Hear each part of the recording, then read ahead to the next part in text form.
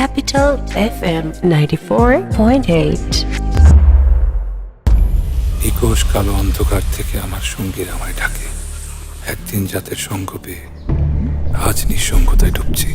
আমি এখানে আসার পর গত 15 বছর ধরে আপনাকে দেখছি।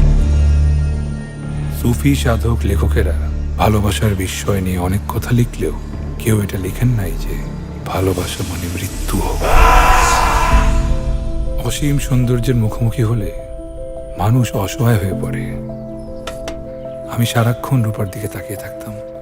সেই সময় আমি ভার্সিটিতে যেতাম শুধু রূপাকে দেখার জন্য। তুই সারাক্ষণ শুধু হ্যাবলার মতো তাকাই থাক, আর পাশে রাশেদ গোল দিয়ে দিছে। যেন মানুষগুলা না এক একটা বইয়ে না, কেউ সহজ কেউ কঠিন। আমার জীবনে যে মানুষগুলো আসছে তাদের হরফ বদলে।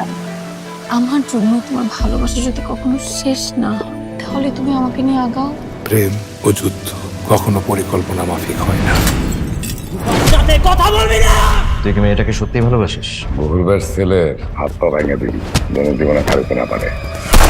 রূপা 1 সপ্তাহের মধ্যে এই বাড়ির বউ হয়ে আসবে। বাবা, আমার ব্যক্তিগত বিষয়ে নাক গলেও না। কাঙ্ক্ষিত নারী যখন কল্পনা থেকে বাস্তবের মধ্যে চলে আসে তখন প্রেম আর থাকে না। ইহকালে মানুষ মানে শাস্তি হয়েছে 25 বছর, আর পরকালে হয়েছে অনন্তকাল।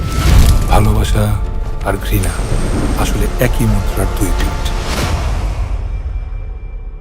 রূপার প্রতি আমার প্রেম ছিল গন্তব্যহীন যাত্রার মতো, যার কোনো শেষ থাকার কথাই ছিল না।